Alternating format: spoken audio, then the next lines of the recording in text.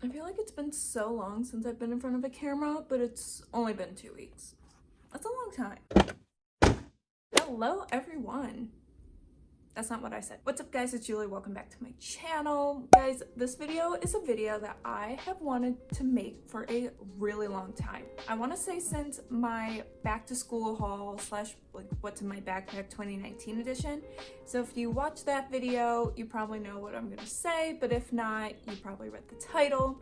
And that is, I am talking about how I went paperless at my university. For those of you that don't know, I'm going into my senior year of college and I've now been a paperless student for about a year. I started going paperless my junior year of college and I realized I loved it so much that I am now doing it my senior year as well. I'm here to talk to you guys about how I became paperless, why I became paperless, some of the things that I use, and just kind of like telling you what the paperless lifestyle is like, and maybe it's something for you guys to consider as well. So I have 5 different categories of things that I want to talk about: how I went paperless, the supplies I use, the applications I use, benefits, drawbacks, and then just like an overall review. So without further ado, let's get into the video. I first want to start talking about why I went paperless. Great feature in going paperless, why I did it, was because I was able to stay more organized. Through going paperless, I was able to create different subcategories. Everything was in one place. I could highlight, and then if I didn't like the way that was looking, I could change it without having to rewrite everything. Just the way the layout was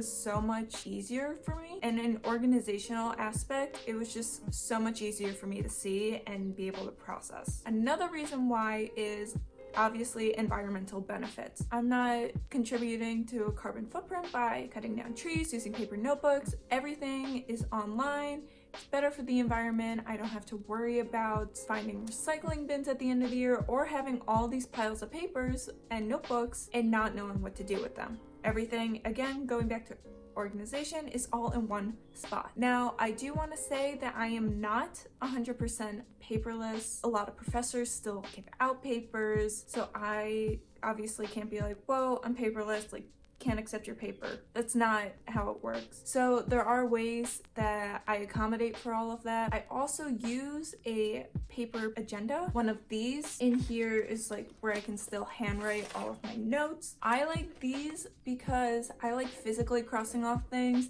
and this is something that I just can't get myself to part with yet. Maybe in the future once I'm out of my college career, but for now, this is what we're using. This is the one that I used last year. I did get a new one for this upcoming semester. I will show you that one in my back to school haul, which it should be coming in the next couple of weeks, I believe. So subscribe to my channel to keep an eye out for that. My third reason on why I went paperless, and this might be my biggest reason on why I went paperless, is smudging. For those of you that don't know or have not had the pleasure, we'll call it, of smudging, it's when you're writing and the side of your hand just gets coated in ink or whatever you're using to write with. I personally get it really bad on my pinkies. I know a lot of people get it all down their hand, even sometimes on their arm. That was a big problem for me growing up, especially when I was first learning how to write, because I would press down so hard that it would just rub off even more. As I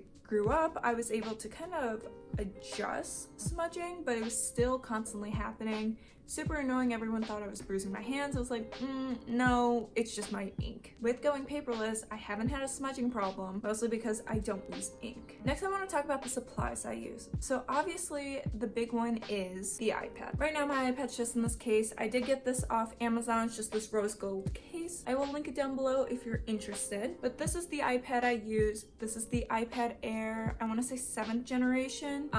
I got mine in silver. It's not the biggest one.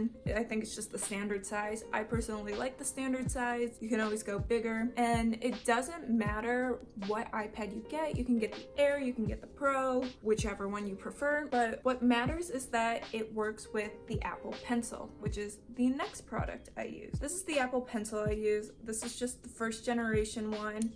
It has this part that you can plug into your iPad or just an Apple cord to charge it. I personally didn't need the new one, which works best with the iPad Pro. You can stick to the side to charge. I don't have that feature on my iPad. I didn't need that feature for this. So I just have this one. It works great. Personal preference if you want to get the new one, but I just stuck with the other one. What I like most about this case is that it holds the pencil right here on the side, so I don't need to worry about bringing an extra thing for my pencil. It just all stays together. But before I did get this case, and say you don't want to get just a case that holds this together, I did use a couple other things. One of the things that I did use was this case. It's just this black case. You can find it on Amazon. In here is where I held my pencil and then I just threw it in my backpack, but it also has these two pockets. I held like kind of my accessories for my pencil. So it has an extra tip in case the first one gets dull, and then I have this little charging thing.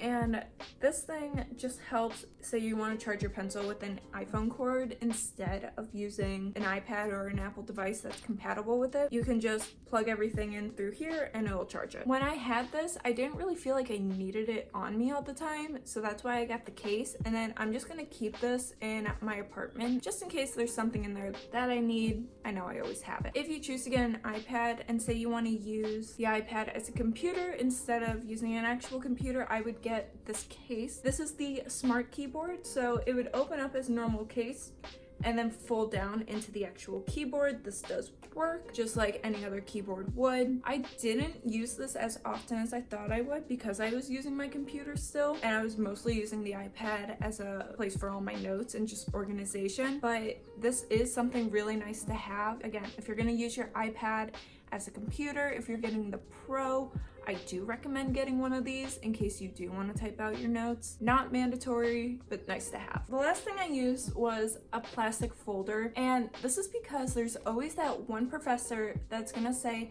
take out a piece of paper, we're gonna turn this in. Without having a notebook, I didn't have paper. So I just filled this with a bunch of loose leaf paper just so I had it. You can always ask someone, but I always felt weird about asking someone for paper. I don't know why. It was just something I wasn't comfortable with doing. So I just had a folder full of it. I also put any papers that professors handed me into one of these folders, and then I would just section it off by binder clips, different colored ones, so I knew what color was for which class. There are other ways to do this, like you could get an accordion folder, one of the plastic sorting ones or something like that from Target or any other place you get school supplies, but I just liked having a folder. Next, I want to talk about the applications that I use. I personally use 4 applications the most on my iPad for school-wise. I do have others for YouTube and just personal use, but the 4 applications that I use the most are Canvas, Google Drive, Quizlet, and an app called Notability. My university uses Canvas as kind of our universal platform for professors to upload assignments and stuff like that. Other universities can use Blackboard or Moodle or something like that. There's probably an application out there I personally don't know because my university only uses Canvas, but that's just something to look into. Google Drive is where I can upload a lot of my notes. So say something were to happen to my iPad, all of my notes are backed up to Google Drive, so I can then go on there and retrieve all of my notes. That's also where if I have to do group papers, we'll all use Google Docs so we can all edit at the same time. It's just what I've been using for years. Quizlet, it's just the easiest way for me to study. I can make flashcards on the go. I can use my phone, my computer, my iPad. There are games that you can play to help learn. I like it a lot. It's just something easy that I can do, and I like it better than carrying around a bunch of flashcards. And then the last app, Notability, is one that I kind of want to talk about now. I can make a more detailed video about how exactly I use Notability, but pretty much Notability is an app on the App Store. It is $10. It's a one-time purchase. I highly recommend doing it. And that is where I take all of my notes. I'll do a brief demo on it. I'll put off to the side a screen recording of what I'm doing on here. So when you go on here, there are different folders off to the side where you can see all of your notes, recent notes that you might have taken. Here I divided my notes into sections. So this was my last semester that I used the iPad for, the fall of 2019. I am taking a summer class, so there are some notes there. But in here, let's just say, let's go to this class.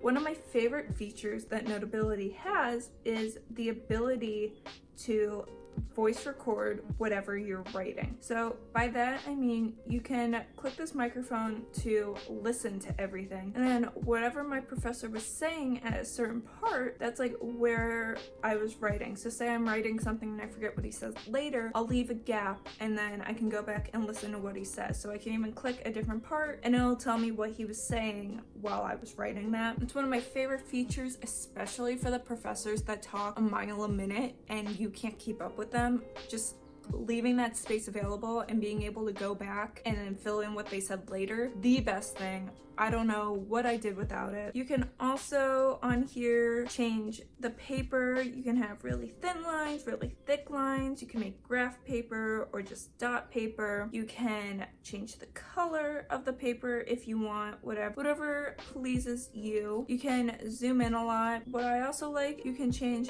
the date and the title. So we can just change this to video for the sake of this. On here, you can change the ink color to whatever you want. You can change the boldness of the pen to your personal preference. So let's just come here and then write hi. And then another great thing, and this is great for both those who smudge, and it is left-hander friendly, because when you go to write something, it's not picking this up. Like I can drag my hand anywhere and it's not picking it up. So you don't have to worry about smudging. You don't have to worry about binder rings or the rings on a notebook. Everything is just here. You can highlight whatever. You can change the thickness of that as well. You can cut and paste things. So say you didn't want that there, you can drag it somewhere else. I just think it's really user-friendly for a lot of people. Now moving on to some of the benefits of going paperless. There is the major organizational factor. As you saw, I broke everything down into the semester and then by class, and then you can name all of the different classes or lectures so you know what you were talking about on that day. There's the voice recording option, which is great, left-hander friendly, and those who smudge friendly. Everything is also in one place. So on Notability, you can download PowerPoints off Canvas or whatever your university uses. You can download professor's PowerPoint onto the app, and then you can just write right on the app, right from there. It's great. You don't have to worry about printing everything out, running out of room. You can kind of move everything around the way you need it to be. Again, it's just very user-friendly. This app isn't also great for school. You can use it a lot in the business world. My dad uses this app. He works in HR and he loves it. He brings it to all of his conferences, all of his meetings, and it's just a great way to keep everything in one place. Now, there are some drawbacks / disadvantages of going paperless. The biggest one I would have to say is the cost. Now, this is going to be an investment. Apple products are not cheap. They do offer a student discount through the education shop on the Apple website. I believe if you get an iPad or a MacBook, they give you a free pair of AirPods right now. At least that's the deal that's happening now. I'm filming this in July, so it's prime back to school season. I don't know if they do this later on in the year, but as of now, this is what they do. So they do offer discounts, and there are other places that you can look. You can try to find a refurbished one that someone's selling, but just do your research on pricing. It is very expensive, but personally, I think it's very much worth it. Another drawback is some professors may not want you to use an iPad. A lot of professors that I personally had said that they don't want people using technology. Now, I haven't had a problem using my iPad because when it's laying down on a desk and I'm holding a pencil, professors can easily see that I'm writing, that I'm not flipping back and forth between apps, and it's kind of hard to flip back and forth while you're trying to pay attention and take notes. But if your professor is one of those professors that don't want you to use it, another thing that I use is something called a Rocketbook, and I can go more into detail on this later. I do not have the Rocketbook with me right now. That is in my apartment as well, but pretty much what a Rocketbook is, one notebook that you can handwrite your notes on. It just looks like a normal notebook. You take a picture of it, and then that uploads your notes to either Google Drive or whatever sort of cloud device you're using. You can then take a cloth and wipe it clean and start all over. But all of your notes are still handwritten, and they're just somewhere else for storage. That was something I had just in case my professors say no, but as of now, I have not had a problem with it. Another drawback is texture. Now this might be weird to some people, but other people might totally understand what I'm talking about, and that's the texture of paper, the smell of paper, the feeling of when you've taken a lot of notes that paper gives you. Some people might really miss that. They might not like the screen option all the time of writing. So a way to kind of combat this is on Amazon, they do make screen protectors that have like a slight texture to them that could feel like paper. Some people have gotten that, really liked it. I watched Kiara Madisen's video of how she went paperless. She got it and she was a fan. I'll link her video down below. And that's just another way to kind of see what you like.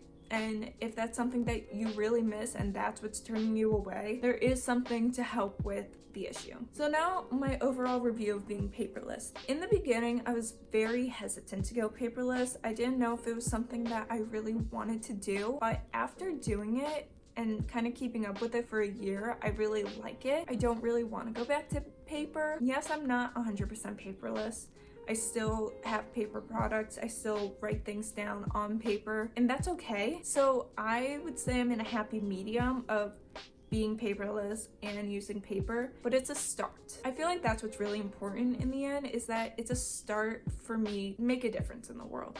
It's not going to be anything too drastic, but at least it's something. I do love a lot of the features that come with using an iPad. I love the recording feature. I love the organizational aspects of it. I love the no smudging. In case you couldn't tell, I really love not smudging. But that's kind of how I went paperless, what I think of being paperless. That's it for today's video. Thank you guys so much for watching. I hope you enjoyed this video. If you did, give it a thumbs up. I kind of want to get this thing going where I start asking you guys questions. So I think today's question is going to be, what do you guys think of being paperless? And what do you think of kind of a community going completely paperless? I want to hear your thoughts. Let's get a conversation going down below. If you want to see more videos from me, subscribe to my channel and turn on that bell icon to be notified every time I upload, which is Sundays at 3 p.m. Eastern. To see kind of a more behind the scenes into my life, follow me on my Instagram at juliespecht, and I'll see you all in the next video. Bye!